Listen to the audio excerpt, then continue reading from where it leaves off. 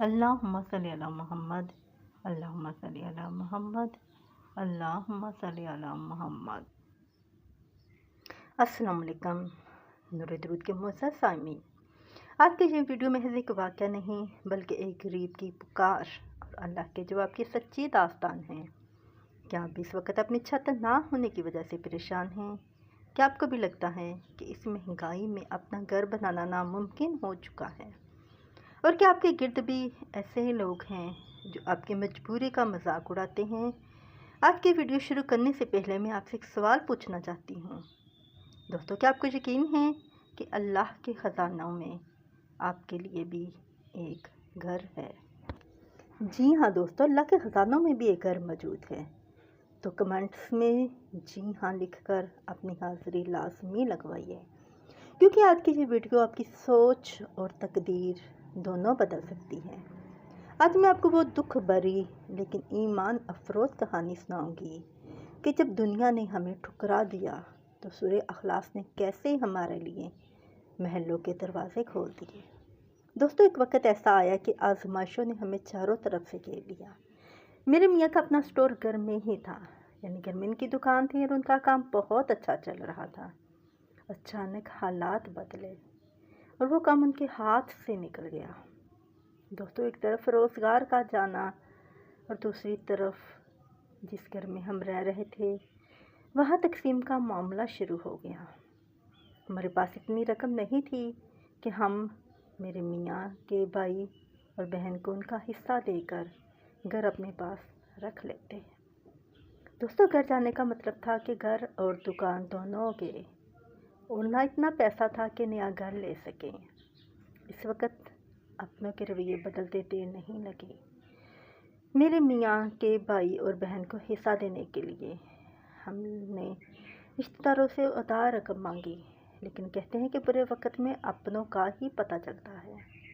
किसने हमें फूटी कौड़ी ना दी सिवाय मेरी दो बहनों के, लेकिन वो पैसे बहुत कम थे, सिर्फ और सिर्फ 15 लाख, जबकि हमें 45 लाख की ज़रूरत थी। हमारे हिस्से में सिर्फ 30 लाख आ रहा था, जिसमें घर मिलना बहुत मुश्किल था। हमने बहुत घर देखे, यानी प्रॉपर्टी डीलर ने हमें हमारी पहुंच के मुताबिक बहुत घर दिखाए, लेकिन वो हमें पसंद ही नहीं आ रहे थे। दोस्तों, फिर एक ऐसा वक्त आया कि रिश्तेदारों मोहल्ले वालों ने कहना शुरू कर दिया कि इनका तो काम ही ख़त्म हो गया है, अब ये कहाँ से घर लेंगे। देखना, अब ये लोग सारी ज़िंदगी किराए के मकानों में ही धक्के खाएंगे। इनकी किस्मत में अपनी छत नहीं रही। दोस्तों, क्या आपने भी कभी अपनों के जहरीले जुमले सुने हैं? जब आप तकलीफ़ में हो, लोग मरहम रखने के बजाय नमक छिड़के, तो इस वक्त इंसान का दिल टूट जाता है। लेकिन याद रखिए, जब दिल टूटता है तो अल्लाह इस टूटे दिल में बसता है। लोगों, जब सारे रास्ते बंद हो गए तो मैंने अपने रब की चौखट पर दस्तक दी। दोस्तों, मेरी एक अनोखी आदत है, मैं जब भी कोई चीज़ लेने का इरादा करती हूँ तो मैं कहती हूँ, या रसूलल्लाह सल्लल्लाहु अलैहि वसल्लम, मुझे वो चीज़ दिलवा दें जो आप सल्लल्लाहु अलैहि वसल्लम की पसंदीदा हो। मैंने घर के लिए भी यही अर्ज़ की कि या अल्लाह, तेरे प्यारे हबीब सल्लल्लाहु अलैहि वसल्लम की पसंद का घर चाहिए। और फिर हमने एक अमल शुरू किया। मैंने, मेरी सास ने, मेरे शोहर और बच्चों ने मिलकर सूरह इखलास पढ़ना शुरू कर दी। हमारा मकसद गिनती पूरी करना नहीं था, बल्कि एक तड़प थी। मैं अक्सर ये सोचती थी कि या अल्लाह, अगर एक बार खुलूसे दिल से ये सूरत पढ़ने पर तू जन्नत में महल दे देता है, तो क्या तू हमें दुनिया में एक छोटा सा घर नहीं दे सकता? दोस्तों, क्या आप जानते हैं कि सूरह इखलास पढ़ने की क्या क्या फजीलतें हैं? और अगर आप चाहते हैं कि मैं इस पर एक अलग से वीडियो बनाऊं तो कमेंट में फजीलत ज़रूर लिखिएगा। दोस्तों, हमने दिन रात इस सूरत को पढ़ा, यहाँ तक कि हमारे हर सांस में सूरह इखलास रच गई। दोस्तों, फिर अल्लाह का वो मौजज़ा हुआ जिसने सब के मुंह बंद कर दिए। यानी हमें एक ऐसा घर मिल गया जो ना सिर्फ हमारी पहुंच में था, बल्कि इतना खूबसूरत था कि बयान से बाहर है। जब हमने इस घर की चाबी ली और अपने इन रिश्तेदारों को बुलाया जो कहते थे कि हम किराए पर रहेंगे, तो इनके चेहरों की रंगत उड़ गई।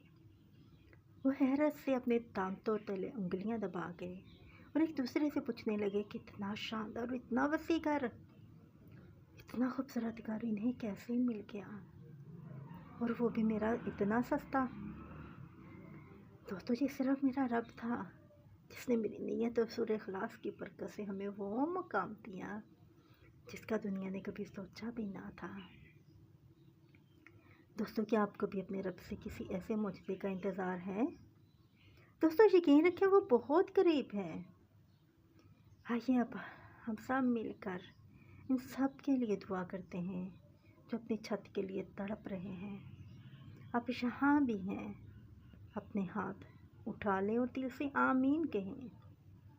इंशाअल्लाह तू रहमान है, तू रहीम है, तू चाहता है कि एक घर एक इंसान के लिए कितनी बड़ी नेमत है।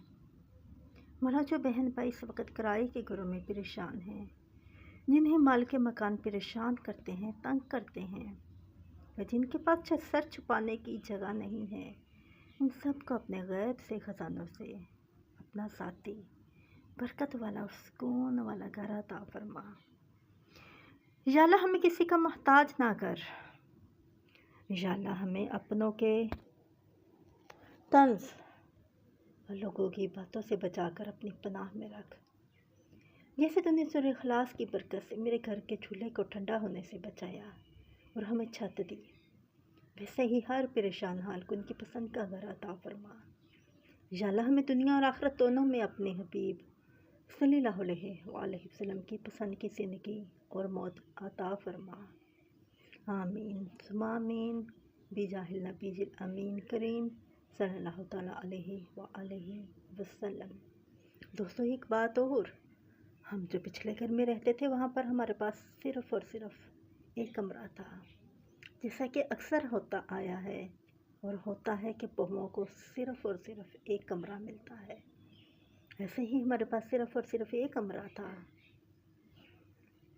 और अब हम अल्हम्दुलिल्लाह अल्लाह पाक ने हमें 5 कमरों से नवाजा हुआ है।